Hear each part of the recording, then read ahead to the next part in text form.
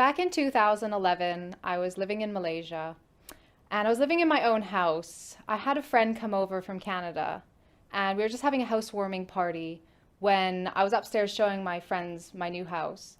And my best friend, she was downstairs with my dog. Suddenly I heard a loud bang and my dog yelped.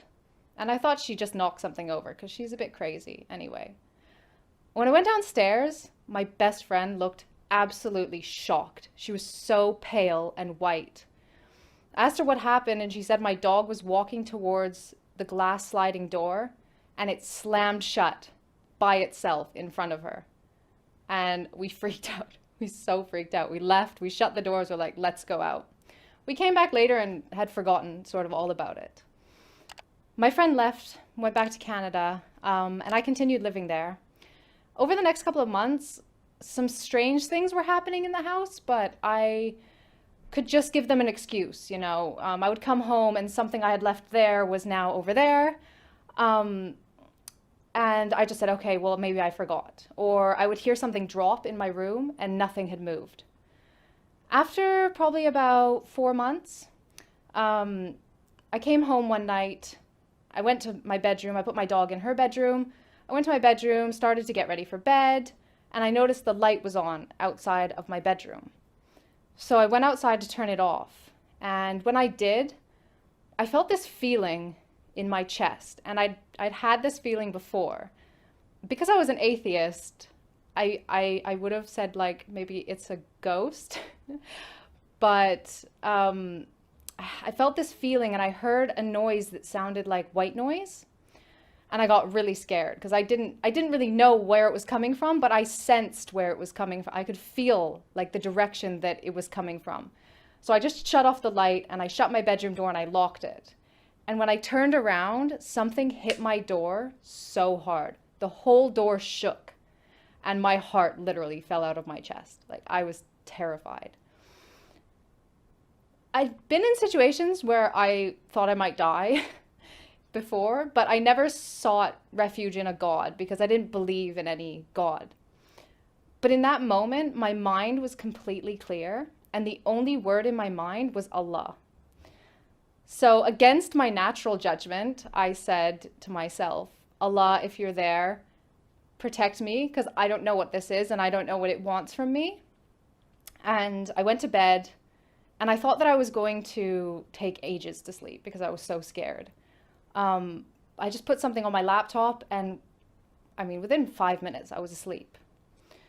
The next morning I woke up and I'm a pretty logical person. So what happened the night before was really logical for me. And so I sat on the side of my bed and I kind of thought about the whole situation. And I did what I guess you would call make dua. I prayed in a way, and I just kind of had an honest conversation. And I said, Allah, I'm 21 years old. I've been an atheist for my whole life. If you want me to be Muslim, then guide me because I'll never find my way on my own. And so after that, I really felt this pull to learn about Islam. And so I started asking people, what does Allah teach? Why do you pray? What are you afraid of? And I started to like beta test Islam in my life. So if I got taught that Allah teaches patience and Allah loves us to be patient, I would implement that in a traffic jam when I feel so impatient with the person in front of me. And the situation would get better, or I would at least feel better. And I felt this like positive influence happening in my life. So I went to France in April for work, and I actually stopped drinking while I was there. And this was months before I even thought about really converting. And I feel like these were baby steps that Allah was putting in my life to make it not such a big change when I finally decided to make the decision that He knew I would make eventually. So it was coming to Ramadan, and I know all of my Muslim friends back then were very Muslim in Ramadan. Even if they weren't very Muslim the rest of the year, in Ramadan they practiced everything.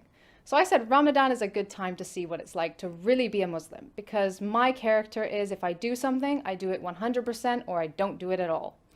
So I printed out a piece of paper that taught me how to pray.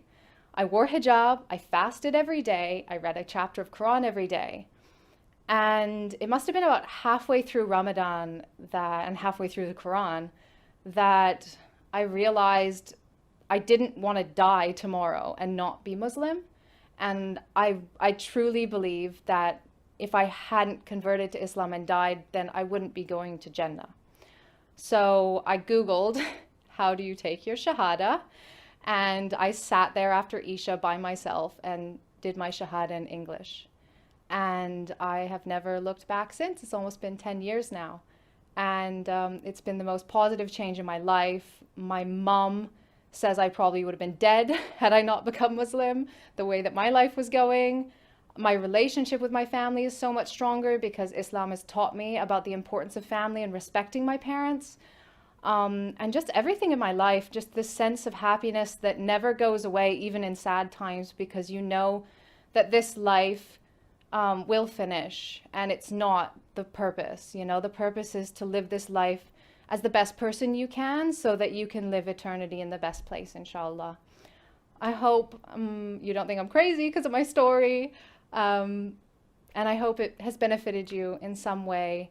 And make sure you like and subscribe so that you can see more of my thoughts and videos that I'll be coming out with soon. Jazakallah khair for tuning in and listening this long. May Allah bless you all and guide those who are not yet guided. Ameen.